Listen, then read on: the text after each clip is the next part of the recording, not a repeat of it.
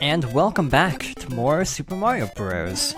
So last time we started our adventure to save the princess and reached World 4-1. This time we have two new enemies, the Lakitu, the Koopa on the cloud throwing down the other enemy, the Spinies. They can only be defeated with fire because they are spiky, you cannot jump on them. The Lakitu can be defeated with fire or jumps, it's just a matter of reaching it. Here's a good example, we can actually get up here and take it out, so it won't continue to throw down enemies. So this is a good level to show off the fact that the Piranha Plants have really weird hitboxes. I kind of didn't bother to show it. But the Piranha Plants hitboxes are only on the bottom of their sprite, so you actually can kind of clip through the bottom or the top of the Piranha Plant and not take damage, which is commonly used in like speedruns.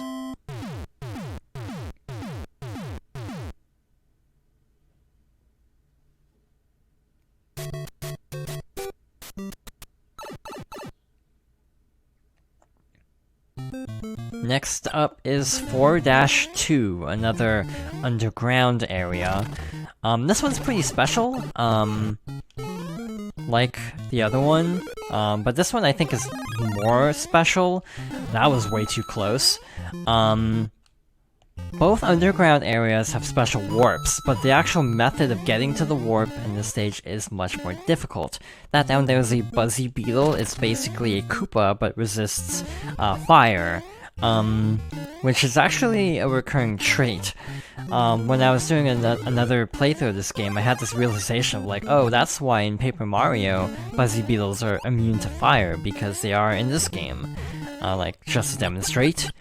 But yeah, the warp in this level is a bit more complicated. This is... I feel like I should have said this in the first part, but this is a no-warp run. This jump is a little scary. You can actually just run off instead of jumping to that platform. Probably a lot less risky.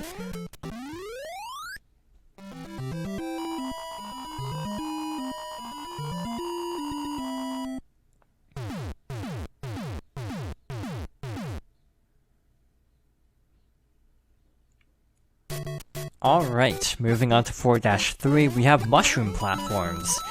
This is the only time this level aesthetic comes up, I think. Yeah, I'm pretty sure it's not in any other level. It's pretty cool, I wish it did come back. Actually it is used in one other level, I think. I think it actually is used in the warp in 4-2. If I'm remembering right. It's been a while. I kind of stopped doing as many warp runs because it's not that long of a game, so I tend to just do a full run anyway. That was short. 4-3, cleared. So entering 4-4 with 4 lives, this is a maze. So if we go through this bottom pathway, you'll notice at some point, it'll basically start at the beginning. So the ticket is to pick the right path, but in the NES version, it's not really clearly indicated. In subsequent versions, the All-Stars version, I think, and even like the Game Boy Color release, which I should talk about a little bit more later, the correct path will have a little ding sound effect, and the wrong path will have like a buzzer sound. That was not the most elegant Bowser fight, but oh well. Thank you, Mario! Barter Princess is in another castle, big surprise! Alright, time for World 5. 5-1, isn't too bad, but I think 5-2 is when things start getting a little bit tougher. The levels themselves start getting a lot longer, I find.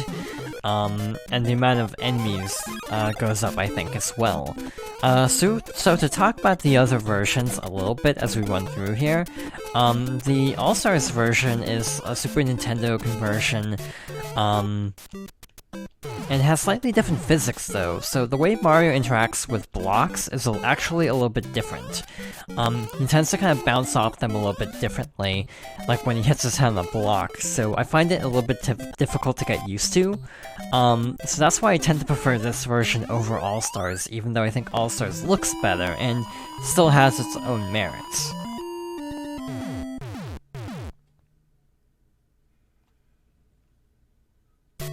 I am going to be honest, entering 5-2 as regular Mario is scary, because we have more Hammer Bros later on. So I'm trying to jump down here without off-screening too many blocks on purpose. So we have a Hammer Bro here. What they do is they jump. That was just bad.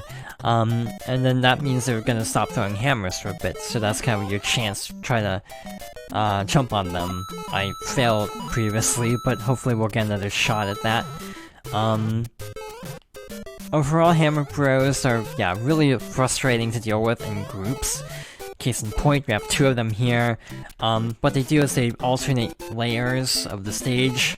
So you have to kind of be quick on the draw there. There's a star here, it's not going to really help us, because we have to slow down to pick up this mushroom anyway. I mean, we don't have to, but I want to, for the sake of safety. That jump can be a little weird. Sometimes I lose too much momentum. Compared to later games where you have a lot more aerial control, Mario is a bit stiff in this game, which makes it a little bit more difficult. Even by like Mario 2 and 3, or I should say 2 USA, Mario controls a little bit more loosely.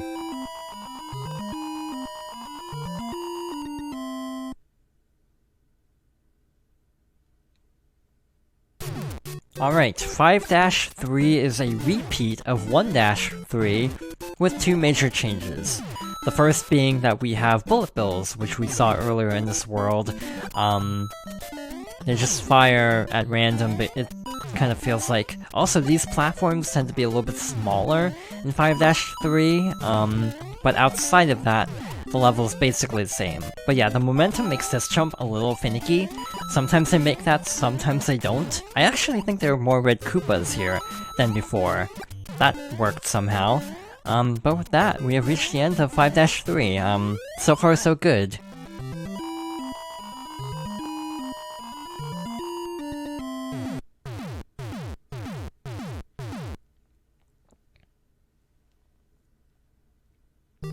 To tell the truth, I was a little worried,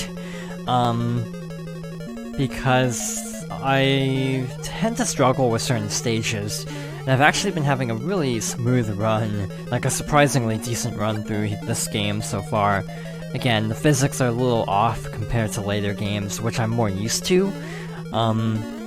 It should be no secret by now that 3 is my favorite. So yeah, the physics being kind of stiff by comparison means jumps I find a little bit... that wouldn't be a problem in 3, I find a little bit finicky. Yeah, that's it for World 5-4. This is basically a repeat of 2-4 with more fire bars. By the way, this is a great time to mention that Mario time is different than real time. You'll notice that the timer in the top right is ticking down way faster than real seconds. I'm not sure why it's set up that way, but oh well. And of course, the princess is in another castle.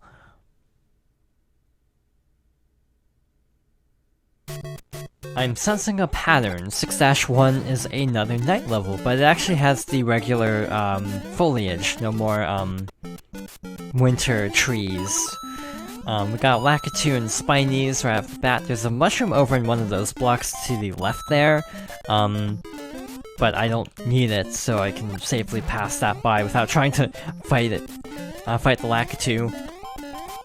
Well, that was easy. These levels are just kind of short, like shorter than I think they would be.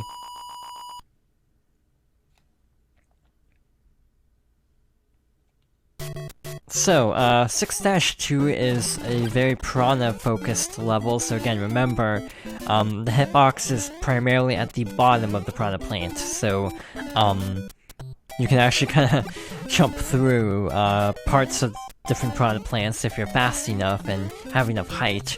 But as we slowly make our way through all these pipes, this would be a great time to talk about the second major re-release, Super Mario Bros. Deluxe. This was a Game Boy Color port, released in the late 90s for the Game Boy Color exclusively. Well, that backfired.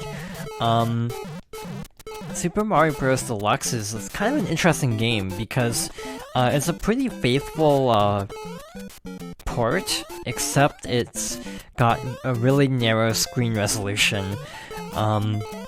It's really zoomed in basically, but it actually was my first time beating this game. I didn't beat the NES version because of the lack of saves, so it actually took me all the way until the Deluxe to finally finish this game.